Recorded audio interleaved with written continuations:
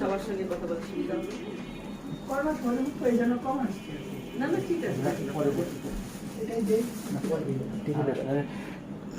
বসো। তো আপনাদের পরিচয়টা একটু ছিল ভালো অবশ্যই। বলুন না প্লিজ। আমি হচ্ছে তিলোত্তমা, আমি দশমিক ফাউন্ডেশনের সাংগঠনিক সম্পাদক। আচ্ছা, তারপর নেক্সট আপনি? আমি মিনারুল ইসলাম, আর আমি দশমিক ফাউন্ডেশনের সভাপতি হিসেবে আছি। আমি রোমান আহমেদ, দপ্তর সম্পাদক। আমি এস এম অলি, সদস্য দশমিক ফাউন্ডেশন। দাঁড়িয়ে কেন বসুন না। আমি রিজান জওয়াজ, সদস্য দশমিক ফাউন্ডেশন।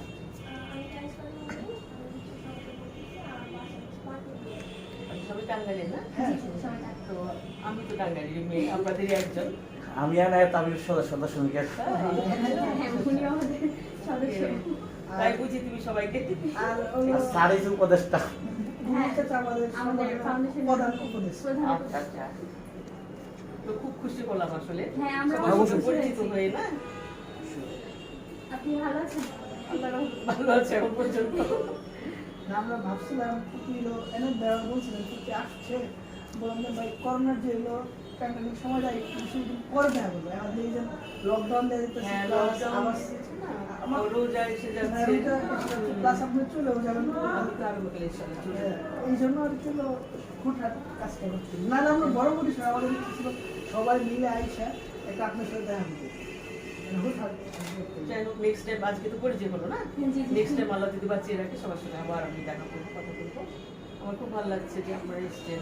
আমাদের আমার তো ভালো লাগছে খুবই, যেহেতু আমার খুঁজে খুঁজে যে মুক্তিযোদ্ধা এবং ভাষণবিদদের তখন পরে যে আপনার কথা বললাম, তখন পরে বললো তাহলে আমরা 10 মিনিট একটু কথা বলি, কিন্তু একটু ওনার কাছে একটু নিউজ জ্ঞান। আমি তো সেই ডাইরেক্ট ভাবে যে মানে কি বলবো ভাষা সৈনিক তা কিন্তু না, আমার ছোট্ট একটু অবদান আছে ওর মধ্যে। Just সেটাই একটু আমরা আমাদের শুনি। ছোট সেটাই ছিলাম। আমাদের জন্য অনেক বড় পাওয়া। এখন মনে করেন যে আমরা তো মুক্তিযুদ্ধের 50 বছর হয়ে গেছে, সুবর্ণ জয়ন্তী অলরেডি শুরু হয়েছে। আমরা সুবর্ণবাদীর প্রথম দিন মানে 26শে মার্চ আমরা বঙ্গবীর কাদের সিদ্দিক দাদুর সাথে দেখা করছি। আমাদের সৌভাগ্য হয়েছে। এনায়েত আরেকটা ইয়ে আছে, দুর্নীতির খুব স্নেহ এনায়েত স্যারের মাধ্যমে। Then আমাদের এনায়েত ভাই বলতেছে যে হলো যে ফুটবল কিন্তু ভাষা সঙ্গে যুক্ত আছে, তোমরা কিন্তু তোমাদের যেহেতু 1 বছরের একটা প্রোগ্রাম আছে, যাতে 1 বছরে 10 থেকে 15 জন মুক্তিযুদ্ধ এবং ভাষা সৈনিক সাথে তোমরা দেখা করবে। এই জন্য ফুটবল আছে, আমি কথা বলে দিতে পারি। আমরা সবচেয়ে খুশি হয়েছি যে আমরা ভাবছিলাম যে হলো একটু যদি লকডাউনে না থাকতো তাহলে হ্যাঁ, একটু তাহলে বড় বেশ বড় পরিসরে। হ্যাঁ, পরিসরে। আমারও খুব ইচ্ছে, অ্যাকচুয়ালি এতদিনে কিন্তু আমি টাঙ্গাইলের মেয়ে, এতদিন পরে আমি অনেক দিন টাঙ্গাইল থাকি, এটা আমার সবচেয়ে বড় পাওয়া। সেই যে 57 আমি টাঙ্গাইল ছাড়লাম, তারপরে তো বাইরে বাইরে আমার জীবন কেটে গেল। নামের কাছে জানতে চাচ্ছি আপনার অবদানটা কত কিছু ছিল? আরে একটু ওটা হালকা- একদমই ছোট্ট হ্যাঁ, বিন্দু। এই ছোটটাই আমরা হ্যাঁ, বিশাল আকারে। একটা বিন্দু পরিমাণ। হ্যাঁ। তখন তো আমি ছোট ছিলাম। তারপর নাইনে আপনার পড়তাম। সামনে আছে, অত সেটা মানে দেখতে পাচ্ছি, এটা অনেক বুঝতাম যে বিশাল। তাও না, তখন সত্যিকার আপনার ভাবে। বয়স কত ছিল? নাইনে পড়লে কত বয়স হয়? 15 এইরকম। 15-16 বয়স। হ্যাঁ, এরকম বয়স ছিল actually। তো আমার বড় মানে আমাদের ফ্যামিলিতে একটু এনলাইটেড ছিল তখনকার দিনে, হ্যাঁ সবাই জানে এটা। তো আমার বড় আপা তো খুবই একজন এনলাইটেড মানে ওমেন ছিলেন। ওনার কাছ থেকে যা কিছু শেখা, যা কিছু পাওয়া, যা কিছু সব কিছু বড় আপার কাছ থেকে আমাদের। উনি আমাদের বলতেন ভাষার কথা, কিভাবে আমরা মানে অবদমিত হচ্ছি, এইসব কথা বলতেন। ওইটুকু বুদ্ধিতে যাই হোক চলছিলাম, তো হঠাৎ করে ওই রকম ভাষা সংগ্রামের দিনটা এসে গেল।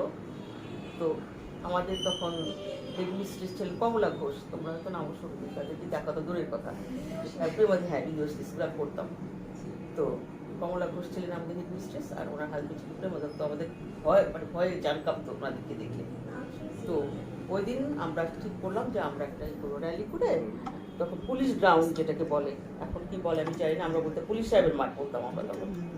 তো ওখানটায় সবাই মিলিত হবো, ছেলেরাও আসবে পড়াতে।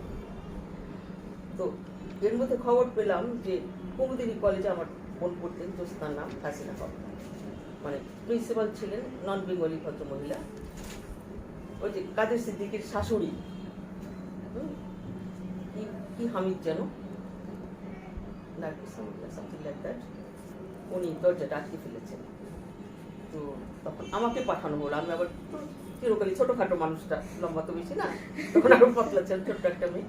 আমার ক্লাস ফ্রেন্ডরা বলে তুই যা, হ্যাঁ তুই গিয়ে যেমন করে পারিস একটা কিছু কর। তো মহা উৎসাহে আমি তো ছুটলাম, অর্থাৎ জানলা দিয়ে পালালাম। আমাদের মেইন গেট বন্ধ করে দিয়েছেন, হ্যাঁ আমাদের মেইন গেটটা তালা দেওয়া। ওরা আমাকে, আমি একটু তুলে ধরলাম, পাতলা পাতলা ছিলাম তো, সবাই মিলে একটু জানলা দিয়ে দিল, আর আমি নামলাম, টুস করে নেমে দিত। আবার তখন আকুট টাকুট পাড়া ছিল, উড়ি বাপটা, সেটা বিশাল একটা ভয়ের ব্যাপার। একটা কালী মূর্তি ছিল এটা না, তোমরা দেখো রাস্তার উপরে বিশাল একটা কালী মূর্তি, হ্যাঁ ছোট কালীবাড়ি যেটা, বাস ছাড় একটু পড়েছে। আমরা সাধারণত ওদিকে পাই পাড়াতাম না, মহা জোশে ওই দিক দিয়ে ছুটলাম, ছেলে ছুটতে ছুটতে ওখানটায় গেলাম, গিয়ে দেখি দরজা বন্ধ, মেইন গেটটা বন্ধ কলেজের। আর রাজেন বলে একজন ছিল দারোয়ান, ইয়া মোচওয়ালা একটা, সে পাহারা দিচ্ছিল বয়ে বয়ে বয়ে, হ্যাঁ ঢুকতেই দিবে না। আমি বললাম যে রাজেন দা আমাকে ঢুকতে দাও, না হবে না হবে না হবে না, অর্ডার আছে হবে না। তারপরে ওই মাথায় একটুখানি বুদ্ধিশুদ্ধি ছিল বোধহয়, আমি বললাম রাজেন দা আমার মার না ভীষণ অসুখ, হ্যাঁ আমার মা বলছেন যে আমার বোনকে, তো হোস্টেলে থাকতো, তো হোস্টেলে আছে, আমার মাকে তোকে দিতেই হবে। আচ্ছা এটা তো একটা হলো বোধ হয়। তো আচ্ছা যাও, আমি দরজাটা এতটুকু খুলবো, তার বেশি না। আমি ছোটোখাটো ছেলে করবো দিয়ে আমি ঢুকে গেলাম। আর তখন তো ভেতরের আপার একদম উত্তেজিত, যেই না রাজেন্দা দরজাটা খুলেছে তার একদম দুই হাতে, হ্যাঁ সরিয়ে দিয়ে সব একদম স্লোগান দিয়ে বার হয়ে পড়লো। এইটুকুনি আমার অবদান, এর বেশি কিন্তু কিছু না। তবে আমার মনে হয় ওইটা আমার জন্য একটা বিশাল পাওয়া, একটুখানি পার্টিসিপেট আমি করতে পেরেছি। কি বলো তোমরা? হ্যাঁ অবশ্যই। আমাদের জন্য বিশাল পাওয়া, আপনাকে সামনে পাচ্ছি এবং আপনার মুখের কিছু ইয়ার কথা শুনতে পাচ্ছি, সেটা আমাদের জন্য বিশাল পাওয়া। আগের কথা না, তখন আমি 1952 সালে, হ্যাঁ 1952 সালে মানে তখন যারা ভাষার জন্য যুদ্ধ করেছিল মূলত অনেকেই কিন্তু মারা গিয়েছে, তাই না? তো সেইখান থেকে আপনাকে আমরা পেয়েছি, তো এটা তো আমাদের জন্য অনেকটা বড় পাওয়া। আমাদের জন্য অনেক আমার জন্য তো মানে বিশাল একটা পাওয়া, যে আমি বেঁচে আছি এখনো, 84 বছর বয়স আমার, চমৎকার বেঁচে আছি আলহামদুলিল্লাহ। আমি চারিদিন নিয়ে আসছি। আচ্ছা এইটুকু অবদান আমার কিছু নেই। আপনারা তো 3 বোন, তাই না? হ্যাঁ 4 বোন। তো 4 বোনের মাঝেও কি তারাও কি ভাষা সৈনিক ছিল আপনার মতোই? এই আমার মতোই, আমি বলবো না যে বিশাল বড় কত বড় পাই, উনি একদম ডাইরেক্ট। হ্যাঁ ওনার সম্পর্কে আমরা একটু জানতে চাচ্ছিলাম। বুলবুল আমার থেকে ভালো বলতে পারবে, আমি অত বক্তা টক্তা না বাবা, আমি পারি না। তারপরে বলেন আপনার মুখ থেকে, আমার চাচার মুখ বলতে থেকে গেলে সে ছোটবেলা থেকে বিশাল ব্যাপার, বুলবুল আসুক সেটা সুবিধা হবে। এটাও কিন্তু অনেক বড় একটা পাওয়া, কারণ একই পরিবারের প্রায় বলা চলে সবগুলো সদস্যই কিন্তু এইখানে ভাষার জন্য মোটামুটি যুদ্ধ করেই গিয়েছেন। তো এটাও কিন্তু অনেকটা বড় পাওয়া, একই পরিবারের সবাই। এটা আমরা গর্বের সঙ্গে বলি। আচ্ছা অবশ্যই। আপনাদের তো বাসার 4 বোন, আপনার 1 ভাই, চাচা তো মুক্তিযুদ্ধের সাথে সরাসরি যুক্ত, আপনারা ভাষার সাথে যুক্ত। এই অ্যাচিভমেন্টে এটা যখন কেউ বলে আপনাদের কেমন লাগে, বা এটা আপনাদের ফ্যামিলির মধ্যে যখন অদ্ভুত সুন্দর একটা অনুভূতি, আমি বোঝাতে পারবো না। হ্যাঁ আনন্দ হয়, গর্ব হয়, মানে অদ্ভুত একটা মানে ফিলিং হয়, সত্যি কথা। মানে আপনাদের পুরো ফ্যামিলিটা কোনো মানে হলো আমাদের বাংলাদেশ হওয়ার পিছনে একটু হলেও অবদান আছে, মানে একটু না বলা চলে অনেকটুকুই, মানে আছি আপনাদের ফ্যামিলিটা, মানে কোনো না কোনো আন্দোলনের সাথে, যেটা হলো 100 বছর 500 বছর পরে এই দুইটা জিনিস আলোচনা হবে, যে ভাষা আর হলো আমাদের স্বাধীনতা, এই দুইটা মানে আন্দোলনের সাথে আপনাদের ফ্যামিলিটা দুইটা আন্দোলনের সাথে কোনো না কোনো ভাবে যুক্ত আছে। এই হিসাবে এটা কেমন, হ্যাঁ মূল্যায়ন করাটা, বা আপনাদের যে ভবিষ্যৎ প্রজন্মের জন্য আমাদের জন্য কি যে এটা তোমাদের জন্য এটাই বলবো যে তোমাদের পূর্বসূরীরা যা করেছেন রেখে গেছে সেটাকে তোমরা ধারণ করো। হ্যাঁ সেটাই। হ্যাঁ, তোমরা ধারণ করো, বিলিয়ে দাও সবার মাঝখানে।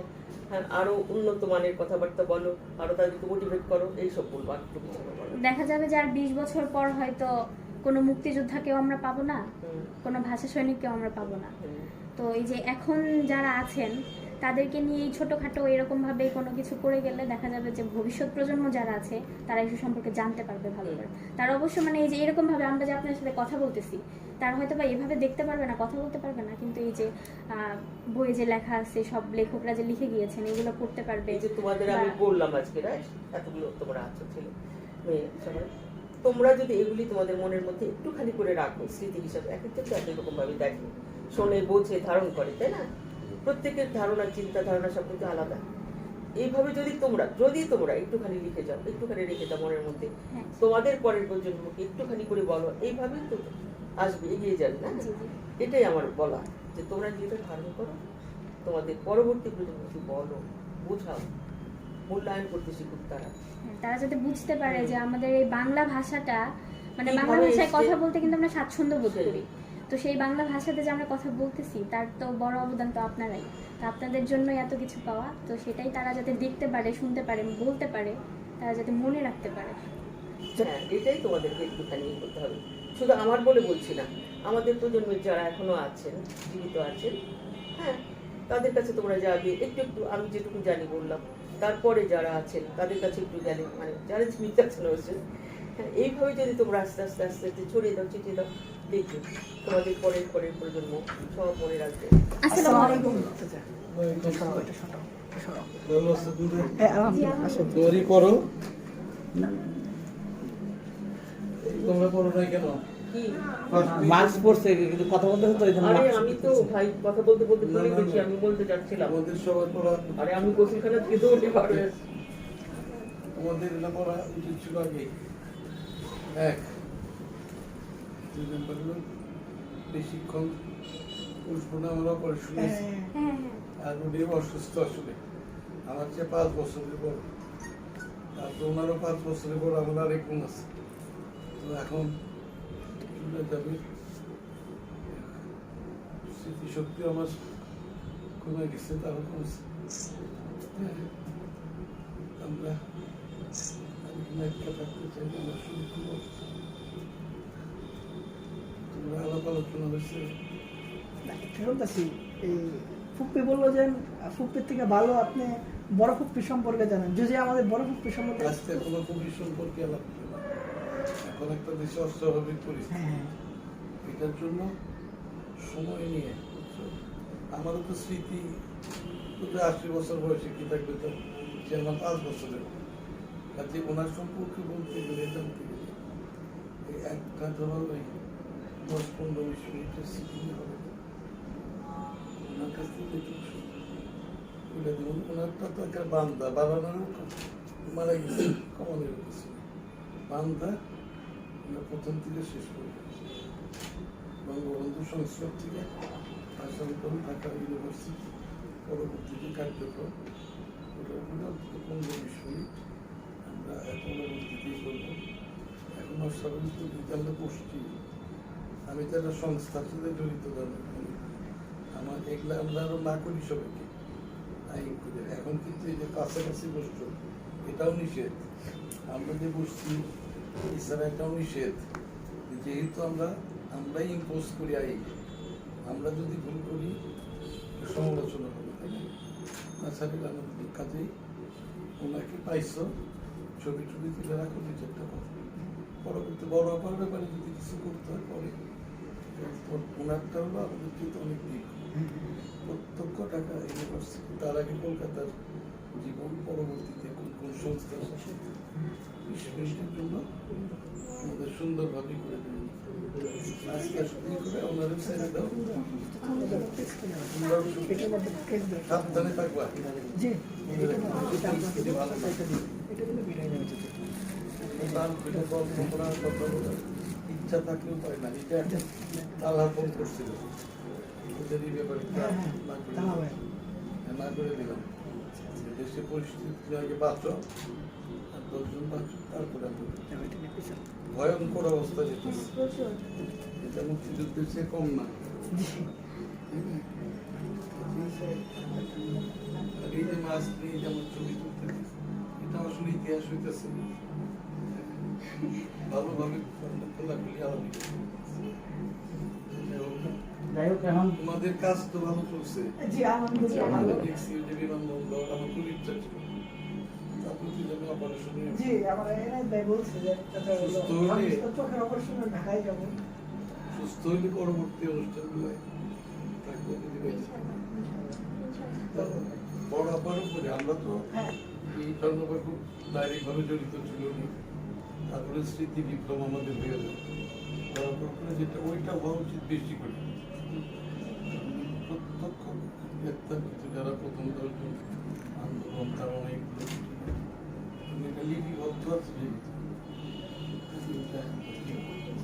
আচ্ছা এখন এই ওদের ফ্রি দর্শন ফাউন্ডেশনের আপনার তো বলেন চাচা আমরা ফুলটা পাচ্ছি আপনি এটা থেকে দেন আমাকে ছবিটা শুভেচ্ছা সাথে তুলে তোমাদের দিচ্ছেন। আমি সাথে থাকবো। না চাচা আমাদের আপনার আপনি তুলে দেন আমরা আপনার সাথে থাকবো এটা একটা ইতিহাস চাচা ঠিক আছে। একজন ভাষা সৈনিক কথা একজন মুক্তিযুদ্ধ দেন আচ্ছা ওই দিকে সবাই নেই। খুব কিছু সামনে তোমরা ধরবা। আমরা ধর্ম অসুবিধা নেই আপনি দিবেন মূলত আমরা আপনার সাথেই থাকি ওই পাশটাতে আসেন। মুশফিক আর তো?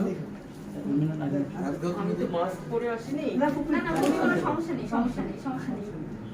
একটু সামনে ক্লোজ। তুমি আমার মাস্কটা পরে নাও, তাহলে। এই যে এটা ধরো, এটা ধরো, এটা দিচ্ছ এইভাবে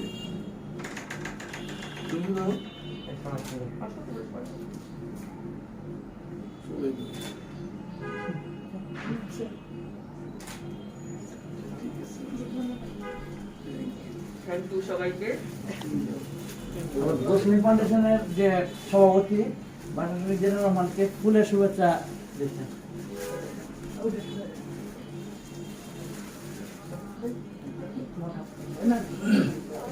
ধরো তোমরা হ্যাঁ, ধরো। হাত খালি এমনি রাখো, তাই তো? এটা ঐতিহাসিক একটি ইয়ে।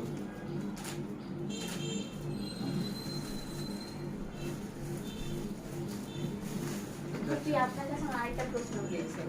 আচ্ছা এই যে 1948-এর পর থেকে যে মানে ভাষা আন্দোলন নিয়ে মানে ভাষাকে নিয়ে যুদ্ধ করা, 1952 সালের পরেও কি মানে এরকম দেশ ছিল যে ভাষা নিয়ে এখনো চলছে কোনো রকম যুদ্ধ? 1952 সালের পরে কি এরকম ছিল? তবে তো আরো বেশি রকম হবে। 1956 সাল পর্যন্ত মনে হয় জাতিসংঘ আর কি মনে হয় 1956 সালে মনে হয় স্বীকৃতি দেয়। আপনাদের দুজনের কাছে জানি নাকি কোশ্চেনের উত্তর দিতে পারবেন 47 পর্যন্ত 52 পর্যন্ত তো হলো 17 মার্চ ভাষা দিবস ছিল, তারপরে তো 21 ফেব্রুয়ারি হয়েছে। দেন এটার এই মানে ঘোষণাটা কে দিছে আপনারা কি জানতে পারেন বা কেউ বসে না। মানে আমি খুব- মিথ্যা কোথায় বলে? তারিখ কিনা লাগবে। আজকে তুমি একটা মগের মধ্যে যেমন একটা সাগর ধরা যায়, ভাষা আন্দোলনের ব্যাপারে জানতে বুঝতে 48 আগে ভাষা আন্দোলন ছিল, লোকত সম্মেলন, এগুলো এখন বলতে গেলে 3 ঘন্টাও শেষ করতে পারে। তবে অনুসন্ধান থেকে আসো, এটা পরবর্তীতে কি করবা একটু ঠিক করতে দর্শকের পক্ষে থেকে আবার আরো যারা যারা সঙ্গে জড়িত আছে সব থাকতে চায়, এবং 20-50 জন নিয়ে বসার পরে যখন আমাদের মুখে এটা পড়ার প্রয়োজন ছিল মনে চ্যাপ্টার বাই চ্যাপ্টার আলোচনা করলে আমাদের যে প্রশ্নগুলো হলো কথা বলে ঠিক না, তারপরে বলি যে এখনকার যে শিক্ষা পদ্ধতি আছে না, আগে আমরা রবীন্দ্রনাথের জীবনী পড়তাম, ওইটা কিভাবে ধাপে ধাপে গেলেন, কিভাবে নোবেল পুরস্কার পাইলেন, তারপরে ইংল্যান্ডের কোন কোন কবি তার সঙ্গে জড়িত ছিলেন, সব বইটা তারপরে আমরা পড়তাম যে উনি নোবেল পুরস্কার পাইছেন গীতাঞ্জলি কি করে তার কবিতার উদ্ধৃতি করতে। এখন বাচ্চাদের কি আসছে পড়াশোনা নেই, কে নোবেল পুরস্কার পেয়েছিলেন, রবীন্দ্রনাথ, নজরুল, মধুসূদন, কিচ্ছুই তারা জানে না। এই প্রশ্নগুলো করলেও তোমরা কিছুই জানতে পারবে না। এটা একটা বল 48 সব গুলিয়ে ফেলবে, কারণ 48-এর আগে ছিল 48 না 47 প্রথম 47 তো দেশ স্বাধীন হয়, দেশ স্বাধীন হলো না? আগে তোমাদের প্রস্তুতি করতে হবে নিজেকে। আর 48 হলো প্রথম ভাষা আন্দোলন, কিন্তু তার আগে কয়েকটা চ্যাপ্টার আছে এটা তোমাদের পড়তে হবে। তারপরে 48-এর প্রথম ভাষা আন্দোলনের পরে দ্বিতীয় ভাষা আন্দোলন 1952 সনে, সেই ভাষা আন্দোলন স্টপ। 52 সনে কি হলো সেদিন ওই মুহূর্তে চলতেছিল প্রাদেশিক পরিষদের সভা, সংসদ যেটাকে বলে, সেখান থেকে একটি পদত্যাগ করলো, তাৎক্ষণিকভাবে কে বক্তৃতা করলো, মৌলানা হোসেনের বিরুদ্ধে কিছু সর্বদলীয় পরিষদ তখন গঠন হলো, তার সদস্য কারা ছিল ওগুলোর নাম সব আছে, ইয়ের মধ্যে থাকে। তারপরে ওটা কায়েমি হয়ে গেল সরকারি ভাবে, ঠিক আছে, কায়েম হয়ে গেল। এবং এই যে ভাষা আন্দোলন সেটা হলো পরবর্তীকালে স্বাধীনতা আন্দোলনের দিন, সেটার থেকে পরবর্তীতে কাকমারি আন্দোলনে এই সন্তোষ এখানে আসসালামু আলাইকুম বা প্রথম স্বাধীনতার প্রশ্ন ছিল মৌলানা, তারপর আসসালামু আলাইকুম, এবং সেখানে শেখ মুজিব, সোহরাওয়ার্দী, দুনিয়ার সব আওয়ামী লীগ নেতারা আওয়ামী লীগের প্রতিষ্ঠাতা মৌলানা হোসেনের কণ্ঠ। কিন্তু এইটা বলার কারণে সেই দিন পরবর্তীকালে যারা ভাষা আন্দোলন করতে হলো অনেকেই এর বিরোধ করেছে, এগুলো ইতিহাস, ঠিক আছে। পরবর্তীতে কালে তারা আবার ব্যাক করে ওইটাকে আরো বড় করে অনেক সেখানে মধ্যে একটা বীজ বললো, বীজে যেমন আমরা পানি দিলে গাছটা বড় হয়, সার দিতে হয়, সেই প্রথম আস্থানুযায়ী বীজ মধ্যে রক্ত ঢালার উপরে গাছে পানি লাগে, আন্দোলনে রক্ত লাগে, সেই রক্ত দিতে দিতে দেখা গেল যে আমাদের 56 সালের নির্বাচন, আমাদের 54 নির্বাচন, এগুলো আমরা দিতে গেলাম। তারপরে অনেক ইতিহাস আছে, সে কিন্তু বড় সম্ভব রেকর্ড করে দিই, এবং সেটা আজও চলছে। ভাষার আন্দোলন নদী যেমন দিয়ে চলে আসে সাগরে মিশে, হ্যাঁ, বাকি বাকি মরে মরে ভাষা আন্দোলন থেকে স্বাধীনতার যুদ্ধের উৎপত্তি, স্বাধীনতার যুদ্ধের থেকে উপর দিয়ে কিন্তু এখনো আমাদের গণতান্ত্রিক সংগ্রাম করতে হয়, এখনো আমাদের অনেক কিছু করতে হয়। সেই পূর্ণ মুক্তিযুদ্ধ যেটা আমরা করছিলাম সেটা এখন আমরা পাইনি, হয়তো আরেকটা মুক্তিযুদ্ধের প্রয়োজন হবে। এখন আমরা মুক্তিযুদ্ধকে যাচাই বাছাই মিথ্যা ইতিহাস এবং ব্রেন ওয়াশ করে মানে টোটালি মুক্তিযুদ্ধটাকে বিনষ্ট করেছে, ইতিহাসটা মিথ্যার ভর্তি করেছে। এমন দিন আসতেছে আজ 10 বছর পরে একটা মুক্তিযোদ্ধা জীবিত মুক্তিযোদ্ধাদের দেখছে এমন লোককে পাওয়া যেত 60 বছর যে নাম মুক্তিযোদ্ধা দেখছে, এগুলো কোথায় জাতির সংবিধান যে কোনো মুহূর্তে তাদের হয়ে গেছে অবস্থা যেমনি করে আজমান আরো করেছে কিংবদন্তির যে নায়ক তাদের স্থিতি রাজনৈতিক কারণে তাকে এখন পরে এখন তাদের বিষয়ে ক্ষমতা করছে, স্বাধীনের একটু অংশ তারা এখন বলতেছে তাদের স্ত্রী রাজা।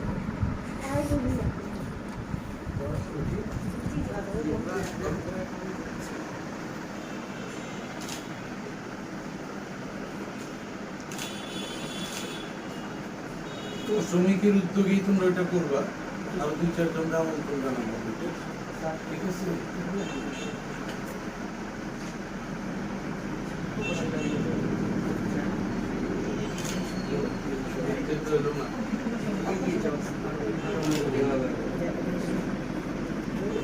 ফটো তোলা